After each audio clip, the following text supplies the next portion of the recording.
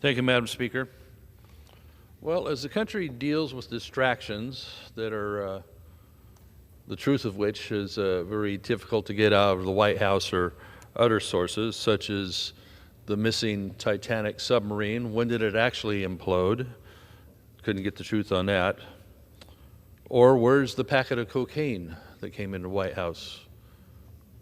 Who's responsible for that? Why can't they track that with their of security systems? Or silliness such as males competing in women's sports and being in women's places like their locker rooms.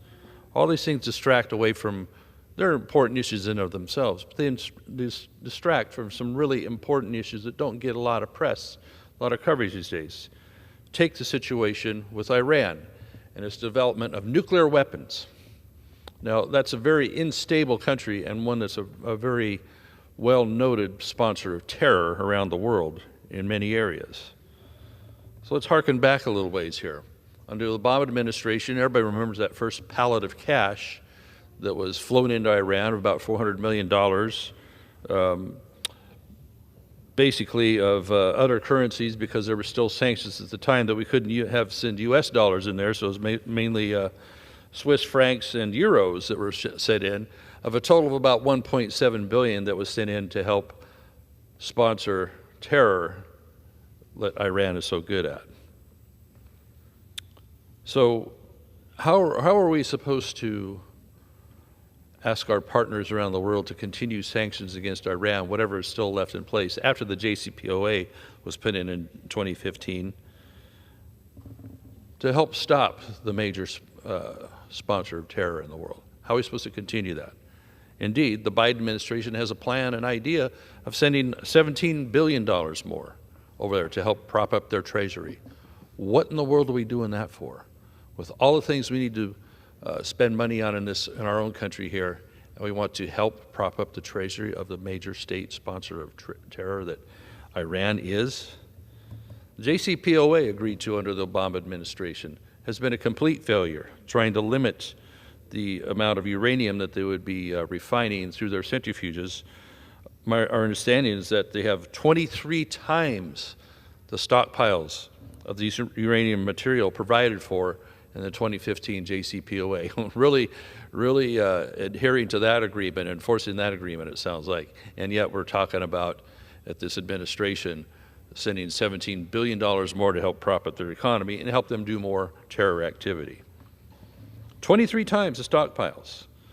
So at the point that Iran reaches 90% enrichment on its uranium, Israel's going to have some very important decisions to make, because Israel's already surrounded by a lot of people that don't like them in the Middle East, including Iran. If they get the weapons they need and the ability to deliver them, Israel's going to have some very, very tough decisions to make on preserving themselves and not getting much of a good signal coming from the current administration in the White House that the United States is going to be there to back up Israel like they need to be. What will that force them to do? Who knows? Probably some very extreme things. I don't blame them, but when the International Atomic Energy Agency can verify that they've reached already 83.7% of enrichment levels of a certain amount of stockpile that Iran has, they're not far from having nuclear weapon capable materials. When they reach that 90% point, that's generally accepted as nuclear bomb ready. Now, is Iran a stable enough country we can trust them with nuclear bombs? That was what supposedly the whole JCPOA was about, to keep them from getting nuclear weapons.